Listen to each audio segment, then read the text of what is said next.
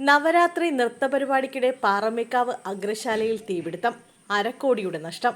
പാറമേക്കാവ് ക്ഷേത്രത്തോട് ചേർന്ന അഗ്രശാല ഹാളിന്റെ മുകൾ നിലയിൽ വൻ തീപിടുത്തം. നവരാത്രി നൃത്തപരിപാടി നടക്കുന്നതിനിടെയാണ് തീ ഉയർന്നത്. തീയും പുകയും ഉയരുന്നത് കണ്ട് പരിഭ്രാന്തരായി നർത്തകരും കാണികളുമടക്കം ഹാളിൽ നിന്നും പുറത്തേക്കോടി രക്ഷപ്പെട്ടു. ആർക്കും പരിക്കില്ല. വൻ ദുരന്തമാണ് ഒഴിഞ്ഞുപോയത്. ഇന്നലെ വൈകിട്ട് 8:45 സംഭവം. തീപിടുത്തത്തിലെ ഹാളിലെ കേന്ദ്രീകൃത എയർ കണ്ടീഷൻ സംവിധാനമടക്കം പൂർണ്ണമായും കത്തിനശിച്ചു.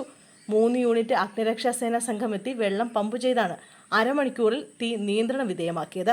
1/2 കോടി രൂപയുടെ നഷ്ടം കണക്കാക്കുന്നതായാണ് ദേവസ്വം അധികൃതരുടെ പ്രാഥമിക നിഗമനം.